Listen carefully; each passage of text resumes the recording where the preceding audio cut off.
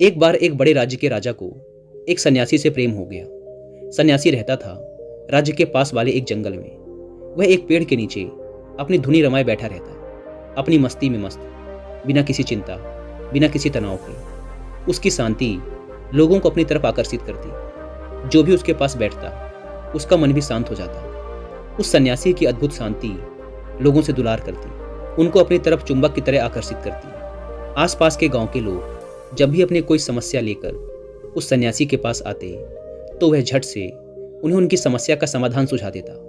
उस सन्यासी की प्रसिद्धि दूर गांवों तक फैल चुकी थी। धीरे धीरे ये बात राज्य के राजा तक पहुंची तो एक दिन राजा भी अपने मंत्री के साथ उस सन्यासी से मिलने पहुंचा। सन्यासी की आंखों की करुणा, शब्दों की मिठास और अद्भुत शांति ने राजा को भी अपनी तरफ आकर्षित कर लिया। अब तो राजा रोज शाम को राजकाज के कामों से थोड़ा वक्त निकालकर सन्यासी से मिलने आने लगा। धीरे धीरे राजा का सन्यासी के प्रति प्रेम इतना प्रगाढ़ हो गया कि अब तो वो सन्यासी से एक पल के लिए भी दूर नहीं रहना चाहता था। एक शाम वह जिद में अड़ गया कि आज तो आपको मेरे महल में चलना ही पड़ेगा। सन्यासी ने खूब मना किया, तरह तरह के कारण बताए, लेकिन राजा ने सन्यासी की एक न सुनी। अंततः सन्यासी को राजा के महल आना ही पड़ा। राजा महल में सन्यासी को अपनी ही तरह की सुख सुविधाएं देता, उसे पूरा मान सम्मान देता। राजसभा में सन्यासी राजा से केवल एक सीढ़ी नीचे की कुर्सी पर ही बैठता। दोनों हमेशा साथ रहते। एक बार दोनों एक जंगल में शिकार के लिए गए और शिकार का पीछा करते करते रास्ता ही भटक गए। दोनों अकेले ही गए थे, उनके साथ कोई सैनिक इत्यादि नहीं था। सन्यासी, राजा और उनका घोड़ा, ये तीन ही थे। रास्ता खोजते खोजते सुबह से शाम हो गई, लेकिन उन्हें महल वापस लौटने का रास्ता नहीं मिला। दोनों बहुत थक चुके थे और उन्हें जोरों की भूख भी लगी थी, लेकिन कुछ खाने को नहीं मिल रहा था। तभी राजा की नजर वृक्ष पर लगे एक फल पर पड़ी। उस वृक्ष पर केवल एक ही फल लगा हुआ था। राजा ने तुरंत पेड़ पर चढ़कर उस एक फल को तोड़ लिया। भूख के मारे राजा का मन तो कर रहा था कि वो उस पूरे ही फल को खा ले, लेकिन वो उस सन्यासी से प्रेम ही इतना करता था कि वो उसे बिना खिलाए कुछ भी नहीं खाता था। राजा ने फल के 6 टुकड़े किए और उसमें से 3 टुकड़े सन्यासी को देने लगा। पहले तो सन्यासी ने फल लेने से मना किया, लेकिन फिर राजा के बार बार आग्रह करने पर उसने वो तीनों टुकड़े ले लिए और उन्हें खाने लगा। अपने हिस्से के फल खाने के बाद सन्यासी ने कहा, वाह, अद्भुत, मजा आ गया। इतने स्वादिष्ट फल तो मैंने अपनी जिंदगी में आज से पहले कभी नहीं खाए। कृपया कर एक फांक और दे दें। वह राजा उस सन्यासी से बहुत प्रेम करता था, इसलिए उसने अपने हिस्से में से फल की एक फांक सन्यासी को और दे दी। वह सन्यासी उस फांक को खाने के बाद कहता है, अद्भुत, अति स्वादिष्ट, कृपया कर एक फांक और दे दे। उस सन्यासी की यह बात सुन राजा को थोड़ा जाती तो मालूम पड़ती है, क्योंकि फल एक ही था और भूखे दोनों थे। लेकिन उस राजा का उस सन्यासी के प्रति प्रेम ही इतना था कि वह अपने हिस्से में से दूसरी फांक भी उस सन्यासी को दे देता है। वह सन्यासी झट से उस दूसरी फांक को भी खा लेता है और कहता है, वाह, बहुत खूब, आनंद आ गया। अगर एक फांक और मिल जाए तो मजा ही आ जाए। कृपया कर एक फांक और दे दीजिए। यह सुन राजा उस सन्यासी से कहता है, यह तो गलत है, भूखा तो मैं भी हूँ, कम से कम एक तो खाने दो। तभी सन्यासी लपक कर राजा के हाथ से वह आखिरी फांक भी छीन लेता है। राजा ने कहा, रुको, अब तो तुम सारी सीमाएं लांघ रहे हो। मैं तुमसे इतना प्रेम करता हूँ, क्या तुम मुझसे जरा भी प्रेम नहीं करते? क्या तुम्हें मेरी भूख नहीं दिख रही? मैं भी तो तुम्हारे साथ सुबह से भटक रहा हूँ। इतना कहकर राजा ने वह आखिरी फांक सन्यासी के हाथ से छीन ली और अपने मुंह में रख लिया। जैसे ही राजा ने उस फांक को अपने मुंह में रखा, तुरंत ही उसे थूक दिया, क्योंकि वह फल कड़वा जहर था, इतना कड़वा जिसकी कोई सीमा नहीं। राजा ने उस सन्यासी से कहा, तुम पागल हो? इतना कड़वा फल तुमने कैसे खा लिया? तुमने मुझसे शिकायत क्यों नहीं की? उस सन्यासी ने कहा, जिन हाथों से इतने मीठे फल खाने को मिले हैं, उनकी शिकायत, वो भी सिर्फ एक कड़वे फल के लिए, उचित ना थी। यह सुन राजा उस सन्यासी को अपने गले से लगा लेता है। दोस्तों, वह राजा हमारी जिंदगी है और वह सन्यासी हम खुद। हमारी जिंदगी ने हमें ना जाने कितने सारे मीठे फल दिए हैं, लेकिन हम हमेशा उन थोड़े से कड़वे फलों के लिए शिकायत करते रहते हैं जो जिंदगी ने हमें दिए हैं। हमारी जिंदगी में हजारों अच्छी चीजें हैं, लेकिन हम कुछ थोड़ी सी खराब चीजों के लिए हमेशा रोते रहते हैं। जिंदगी को, किस्मत को, माँ बाप को, परिस्थितियों को दोष देते रहते हैं, जबकि जीवन की ज़्यादातर परेशानियां हमने खुद ही पैदा की होती हैं। अपने समय को बर्बाद करके, लालच करके, झूठ बोल के, मेहनत ना करके, लेकिन हम खुद के अंदर झांकने की बजाय दूसरों को दोष देते रहते हैं। हम जिंदगी की अच्छाइयों को देख ही नहीं पाते, बस इसी बात में उलझे रहते हैं कि जीवन में कौन कौन सी कमियां हैं। और यही सबसे बड़ी वजह है हमारे दुख की, चिंता की, परेशानी की, असफलता की।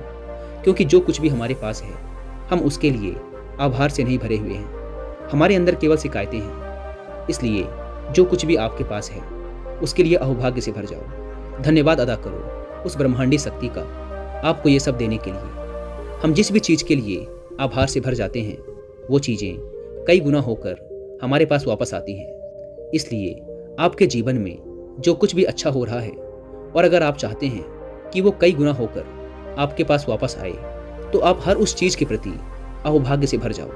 फिर चाहे वो धन हो, अच्छे रिश्ते हों, मान सम्मान या पद प्रतिष्ठा। अचानक से आप महसूस करेंगे कि जिन चीज़ों, जिन रिश्तों से आपको खुशी नहीं मिल रही थी, जो चीज़ें आपको व्यर्थ लगती थी, जिनके लिए आपके अंदर कोई सम्मान नहीं था, आप उनसे संतुष्ट नहीं थे, उन्हीं चीज़ों, उन्हीं रिश्तों से आपको खुशी मिलने लगी है।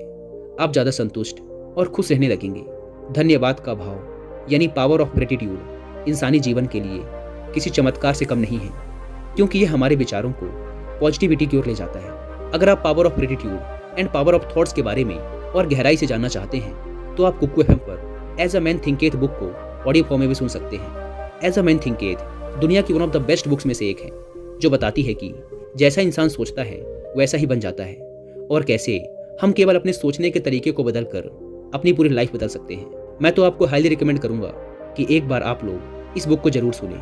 और कुकू एफएम के बारे में तो हम सब जानते हैं कि यह इंडिया का सबसे बड़ा ऑडियो बुक प्लेटफॉर्म है, जहां पर हम रोज 1 रुपए से भी कम की कीमत पर अलग अलग फील्ड की हजारों किताबें, सेल्फ हेल्प कोर्सेज, महान लोगों की बायोग्राफीज, स्टोरीज इत्यादि को अपनी मनपसंद लैंग्वेज में सुनकर अपनी नॉलेज को बढ़ा सकते हैं। अभी इसके एनुअल सब्सक्रिप्शन पर चल रहा है 50% का डिस्काउंट, यानी कि पूरे साल भर के लिए आपको देने होंगे 399 की बजाय सिर्फ 199 रुपीज़, अगर आप यूज़ करते हैं कूपन कोड WI50।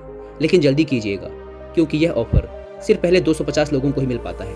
ऐप को डाउनलोड करने की लिंक भी आपको डिस्क्रिप्शन एंड फर्स्ट कमेंट पर मिल जाएगी। दोस्तों, अगर हम एक कागज़ देकर उसमें एक तरफ ये लिखें कि हमारे पास क्या क्या है, और दूसरी तरफ ये लिखें कि जीवन में कौन कौन सी कमियां हैं, तब हम जान पाएंगे कि जो अच्छी चीज़ें हमारे पास हैं उनकी लिस्ट तो खत्म ही नहीं हो रही।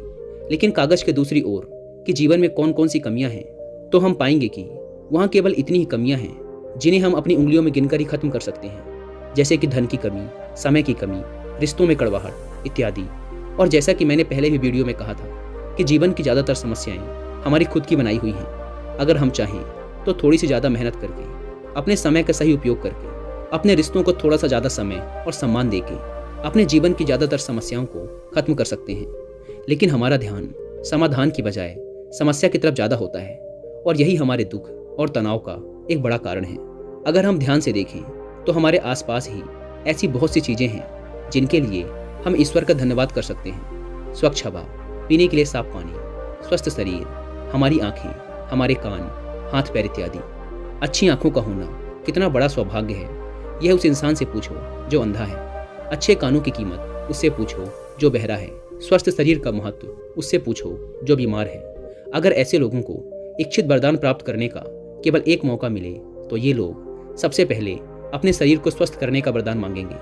इसलिए अगर हमारे पास एक स्वस्थ शरीर है, तो इसके लिए ईश्वर का धन्यवाद तो बनता है। अगर आज रात हम अच्छा खाना खा पा रहे हैं, तो इसके लिए भी ईश्वर का धन्यवाद करो, क्योंकि आज रात दुनिया में लाखों लोग भूखे सोने वाले हैं। कम से कम हम उनमें से तो नहीं हैं। अगर हम हर चीज़ के लिए धन्यवाद के भाव से भरे हुए हैं, तो हम खराब से खराब परिस्थिति में भी खुश रहना सीख जाते हैं।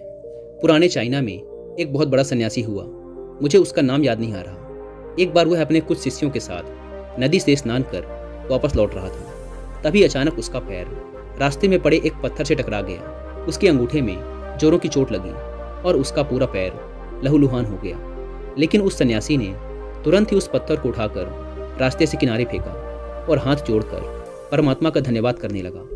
यह देखकर उसके शिष्यों ने पूछा, आप यह क्या कर रहे हैं? यह भी कोई धन्यवाद करने वाली बात है? सन्यासी ने कहा, धन्यवाद कर रहा हूँ कि सिर्फ अंगूठे की चोट से ही काम हो गया, वरना इस ठोकर की वजह से सर के बल भी गिर सकता था, सर भी फूट सकता था, जान भी जा सकती थी। इसलिए धन्यवाद कर रहा हूँ कि सिर्फ इतना सा दर्द देकर ही मुझे बड़े दर्द को सहने से बचा लिया। अगर ऐसे इंसान को कोई कष्ट भी होता है तब भी वह आभार प्रकट करता है कि चलो इतने कष्ट से ही काम चल गया, वरना ज़्यादा भी सहना पड़ सकता था। अब ऐसी सोच रखने वाले इंसान को कौन सी परेशानी दुख दे सकती है।